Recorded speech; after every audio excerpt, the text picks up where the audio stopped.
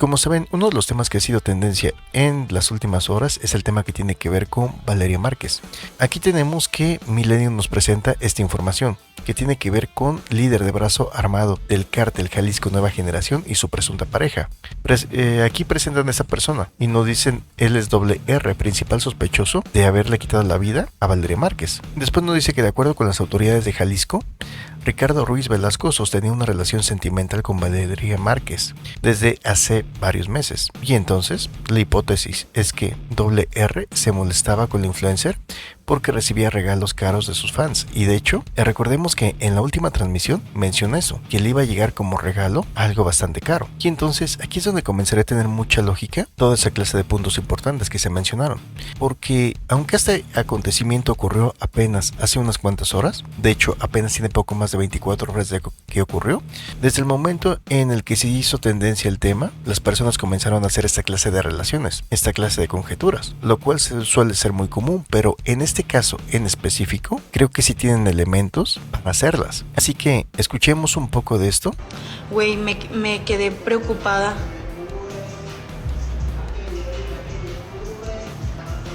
Que porque dice que no se le veía la cara. Ahí es cuando estaba en espera de esa persona que le va a hacer la entrega de su regalo caro.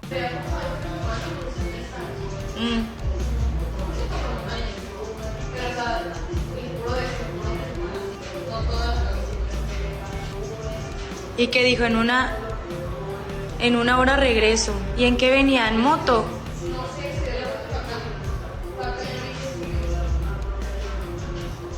Me iban a levantar. Ok.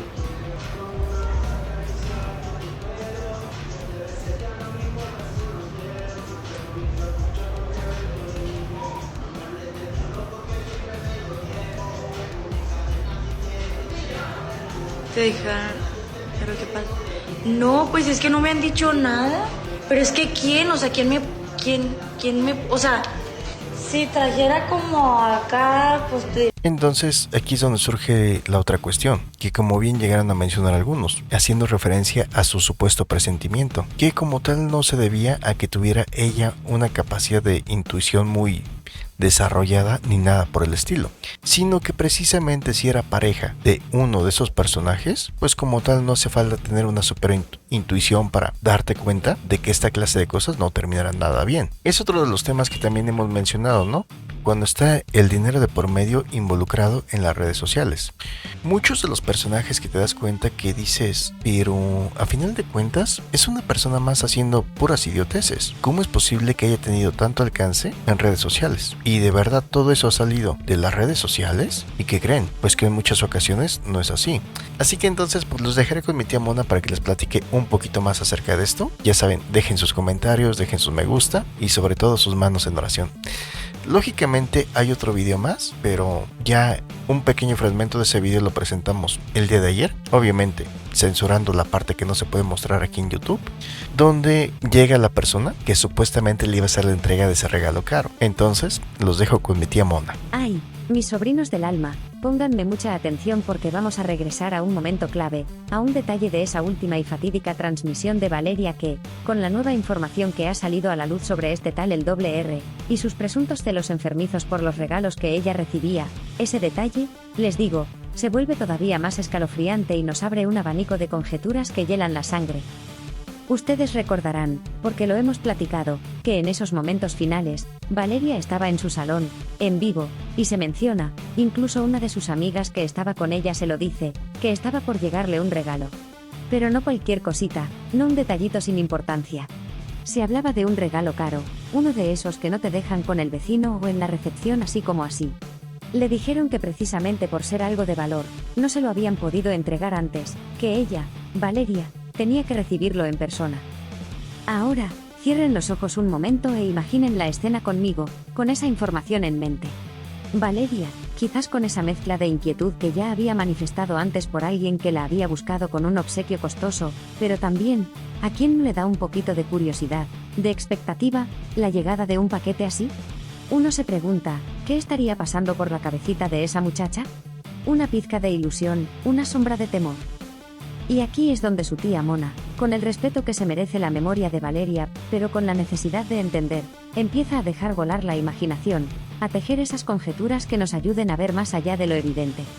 Piénsenlo bien, mis hijos, ¿no les parece una crueldad casi de película, una trampa de lo más retorcida? Si este sujeto, el doble R, realmente se carcomía por dentro cada vez que Valeria recibía un presente de algún admirador, ¿qué mente tan enferma y vengativa usaría la promesa de otro regalo caro como el cebo para atraerla hacia su propio final? Sería el colmo del cinismo, una especie de burla macabra, como decirle, mira, tanto te gustaban los regalos, pues aquí te traigo el último. Uno no puede evitar cuestionarse, ¿fue ese cuento del regalo caro una invención total de los agresores? Una mentira cuidadosamente elaborada para asegurarse de que ella estuviera ahí, en ese preciso momento, vulnerable, quizás hasta un poco confiada esperando un paquete. Oh, y esto es solo su tía Mona pensando en voz alta, podría ser que de alguna manera se enteraron de que ella sí esperaba algo de valor, o que solía recibir cosas así, y usaron esa información, esa rutina, para camuflar sus verdaderas intenciones. Y ese detalle, no se lo habían podido dejar porque era caro. ¿Qué frase tan cargada de posibilidades?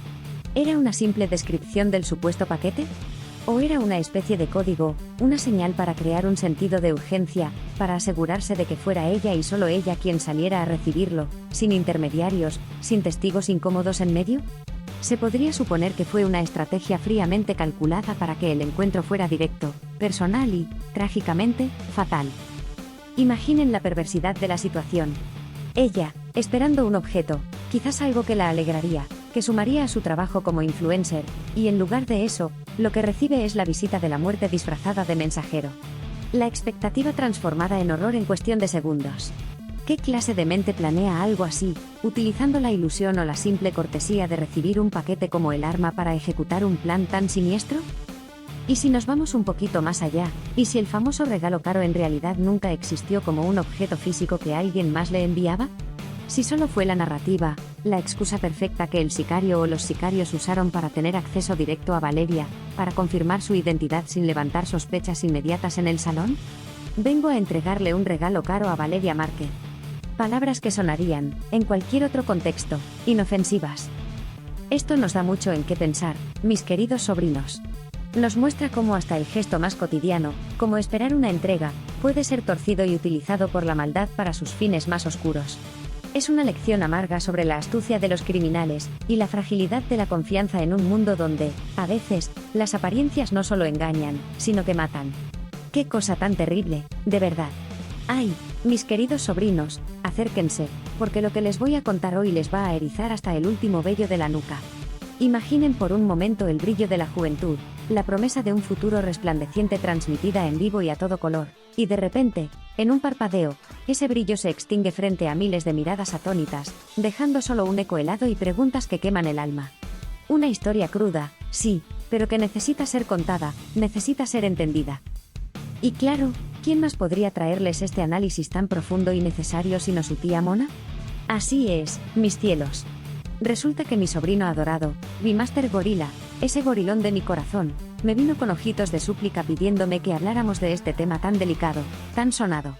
¿Y ustedes saben, cómo podría yo decirle que no a mi gorilón consentido? Imposible. Así que preparen el corazón y los oídos, porque vamos a desmenuzar este caso que nos ha dejado a todos con el alma en un hilo, el caso de la joven Valeria Márquez. Y como siempre, lo haremos con la verdad por delante, con el análisis que se merece, y con ese toque que solo su tía Mona sabe darle. Un destello llamado Valeria, sus raíces y sueños de grandeza. Imagínense ustedes a una jovencita, Valeria, apenas 23 añitos, nacida y criada allá en Guadalajara, Jalisco, tierra de gente trabajadora, de tradiciones fuertes, pero también, no nos hagamos los ciegos, de sombras muy, muy largas. Desde chamaca, cuentan, ya se le veía el gusto por la belleza, por el arreglo, por destacar. No sabemos los detalles íntimos de su niñez, si jugaba a maquillar a sus muñecas o si ya organizaba desfiles en el patio de su casa, pero lo que sí es un hecho es que esa semillita de querer ser alguien, de emprender, de brillar, ya estaba ahí. Ella no se quedó con las ganas, no señor. Se preparó, seguramente tomó cursos, talleres de modelaje, porque el talento natural hay que pulirlo, como un diamante en bruto. Y el esfuerzo rinde frutos, mis hijos, porque en 2021, zas, que se nos corona como Miss Rostro. Ahora bien, no me pregunten si era el Miss Universo de Jalisco o un concurso más localito, de esos que patrocinan las estéticas de la colonia. Lo que importa, y quiero que entiendan esto, es el impacto que tuvo en ella, en su ánimo, en su carrera. Ganar un título así, por modesto que sea para los ojos del mundo, para una joven que está empezando, es un empujón enorme. De repente, su nombre suena un poquito más, las miradas se voltean, y las redes sociales, ¡ay!, las benditas y malditas redes, empiezan a moverse. Antes de Miss Rostro, quizás era una más del montón digital, después, ya era Valeria Márquez, la modelo, la que tenía el rostro. Y eso, en el mundo de hoy, es capital. Su Instagram, que según los últimos chismes era @v_márquez, empezó a sumar seguidores, y ni hablar de TikTok, esa plataforma donde la juventud se desvive por un like, por un view. Ella, con su carisma, su estilo, su manera de conectar, pues empezó a construir su comunidad. Ya no era solo una cara bonita, era una emprendedora, porque la muchacha no se durmió en sus laureles y montó su propio negocio, su santuario de belleza, Blossom Beauty Lounge, allá en Zapopan. ¡Qué orgullo, caray! Ver a una jovencita con ese empuje, con ganas de salir adelante por su propio pie. Blossom Beauty Lounge, el escenario de un sueño y una tragedia anunciada. Imagínense el lugar, sobrinos.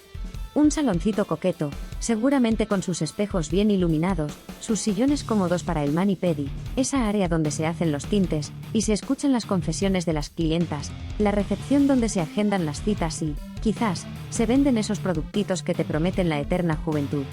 Valeria seguramente pasaba horas ahí, no solo como dueña, sino como el alma del lugar. En cada silla de estilista se tejen historias, se escuchan alegrías, tristezas, chismes buenos y de los otros. Ella recogía esas historias, compartía su talento. Pero aquí viene lo crudo, lo que duele.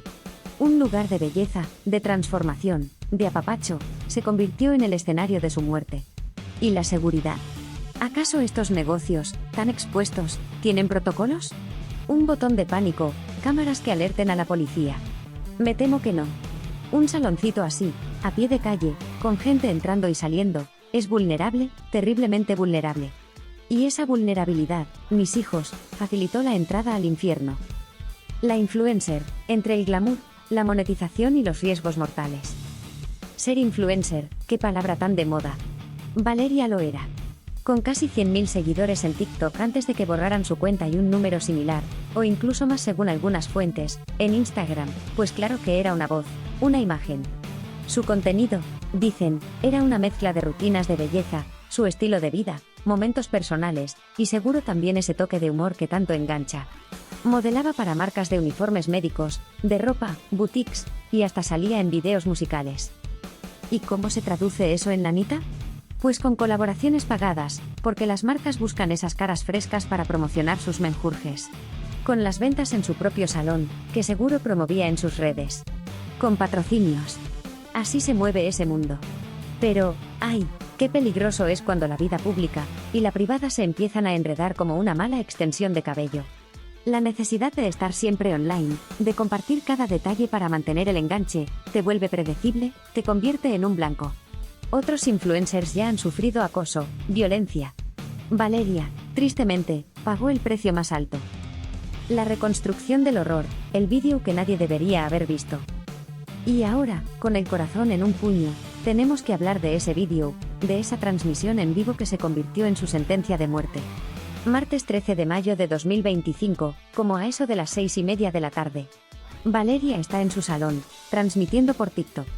La cámara, seguramente su celular, en un ángulo que la captaba a ella, quizás sentada, con buena iluminación para que sus seguidores no perdieran detalle. En esa transmisión, se le oye preocupada. Habla de que alguien había ido a buscarla con un regalo costoso cuando ella no estaba. A lo mejor me iban a matar. ¿Me iban a levantar o qué? Me quedé preocupada, dice la pobre, como un pájaro que presiente al cazador. Luego, parece que llega un primer obsequio, una bolsa de una cadena de café y un muñeco de peluche, enviado por una amiga, Vivian de la Torre, quien estaba con ella. Pero la tensión no baja. Valeria sigue inquieta, esperando ese otro regalo caro que un supuesto seguidor le había prometido. Y entonces, sucede. Se oye una voz, ¿oye, vale? Ella responde sí. Y aquí, mis queridos, es donde la narración se corta en los reportes. Dicen que silenció el micrófono, como para tener una conversación privada. Y después, el horror. Se escuchan los disparos. No voy a entrar en detalles escabrosos de si la cadena vibró o si la sangre tardó en aparecer, porque eso es para los forenses y para el morbo insano. Lo que sí sabemos es que fueron certeros, mortales. Uno en el pecho, otro en la cabeza. Su vida, tan llena de promesas, apagada en un instante, frente a una audiencia que seguramente quedó paralizada. Luego, antes de que la transmisión termine, una persona, dicen que una mujer, aparece brevemente en cámara y corta el vídeo. ¿Quién era? ¿Qué hacía ahí? Son preguntas que flotan en el aire, cargadas de sospecha. Los susurros del mal, el regalo como señuelo y el misterio del repartidor. Ese regalo, qué ironía tan macabra. Un gesto que debería ser de cariño, de admiración, usado como el cebo en una trampa mortal. La cadena de café, el peluche. Detalles que parecen inocentes, pero que en este contexto adquieren un simbolismo perverso. El asesino, disfrazado de repartidor, llegó en motocicleta. Un lobo con piel de cordero. Primero entrega algo, quizás para tantear el terreno, para confirmar que ella está ahí. Y luego regresa, con la promesa de ese regalo costoso, para ejecutarla a sangre fría. Se habla de varios repartidores, o del mismo que vuelve. ¿El tercer repartidor la mató? La frase suena a guión de película de terror, pero es la realidad que se está investigando. Y uno se pregunta, ¿fue solo ese repartidor, ese sicario de ocasión, o era solo la punta de un iceberg mucho más grande y podrido? La violencia nuestra de cada día, México y el fantasma de la maña. No podemos, ni debemos, analizar este caso como un hecho aislado. Jalisco, y México entero, vive una pesadilla de violencia. Las balaceras, las ejecuciones, son el pan amargo de cada día en muchas zonas. Y cuando una tragedia así ocurre, no faltan las voces, muchas veces anónimas y cobardes, que susurran, seguro andaba en malos pasos, es que se juntó con quien no debía, así pasa cuando te metes con esos cabrones. Es la normalización de la violencia, la cultura de culpar a la víctima. Si Valeria tuvo o no alguna relación con gente peligrosa, eso es algo que la investigación deberá esclarecer, si es que puede, si es que la dejan. Pero incluso si así fuera, ¿justifica eso una ejecución tan brutal? Jamás. Nadie merece morir así. Y ese discurso de se la buscó es ponzoña pura, porque desvía la atención de los verdaderos culpables, los criminales y un sistema que no logra proteger a sus ciudadanos, especialmente a sus mujeres. Victim blaming, la crueldad en redes, por puta, bravo. Y hablando de culpar a la víctima, las redes sociales, ese espejo a veces tan cruel de nuestra sociedad, se llenaron de comentarios que revuelven el estómago. Desde el pobre mujer tan joven, que denota una lástima superficial, hasta el brutal y misógino por puta, bravo. ¡Qué bajeza, qué falta de humanidad! Comentarios así evidencian una doble moral espantosa y una misoginia que sigue matando, incluso después de la muerte. El argumento de ella se lo buscó es una falacia peligrosa. Es como decir que si te roban en la calle es tu culpa por salir con un reloj bonito. No, mis hijos, la culpa es del ladrón, del asesino, del sistema que lo permite. Existe un principio legal y bioético que habla del interés superior de la víctima, y eso aplica incluso post-mortem. Su memoria merece respeto, no la revictimización de unos cuantos desalmados escondidos detrás de un teclado. El morbo viral y la desensibilización, de un asesinato a un trending topic. En cuestión de horas, el nombre de Valeria Márquez y los videos de su muerte se volvieron virales. Hashtags, comentarios ácidos, memes incluso. Un asesinato convertido en trending topic. ¿Qué nos dice eso de nosotros? ¿De nuestra psique colectiva? Nos reímos, criticamos, opinamos desde la comodidad de nuestro sillón, mientras una familia llora y un crimen sigue impune. Esta avalancha de información, de imágenes crudas, nos va desensibilizando. El dolor ajeno se convierte en un espectáculo más, uno que consumimos y olvidamos al día siguiente. Y eso, mis queridos, es profundamente preocupante. La amiga en la tormenta, Vivian de la Torre, testigo o cómplice. Todas las miradas, inevitablemente, se han volteado hacia Vivian de la Torre, la amiga que estaba con Valeria, la que le mandó el café y el peluche, la que, según algunos, es quien aparece al final del vídeo cortando la transmisión. Su lenguaje corporal en esos segundos finales, sus decisiones, todo es analizado con lupa por la opinión pública. Ella, por supuesto, ha salido a decir que solo cumplió un rol de amistad, que jamás imaginó un desenlace así, que para Valeria era normal recibir regalos y colaboraciones. Y es muy posible que así sea, que la pobre mujer esté tan traumatizada como cualquiera. Pero en estos casos, donde la línea entre la inocencia y la complicidad puede ser tan delgada, la Fiscalía tiene la obligación de investigar a fondo. Será llamada a declarar, y su testimonio podría ser clave. ¿Cuántas veces no hemos visto casos donde el último testigo resulta ser una pieza fundamental para armar el rompecabezas? La investigación, protocolo de femicidio y la sombra del ex. La Fiscalía de Jalisco, ante la brutalidad y las circunstancias, activó el protocolo de feminicidio. Y esto es importante, porque reconocer que se trata de un crimen de género es el primer paso para buscar una justicia con perspectiva. El feminicidio no es un homicidio simple, implica que a la mujer se le mata por ser mujer, con saña, con un mensaje de odio y dominación. Los peritos en balística, los forenses, los investigadores, tienen un trabajo titánico por delante. Recolectar pruebas en la escena del crimen, que seguramente fue un caos.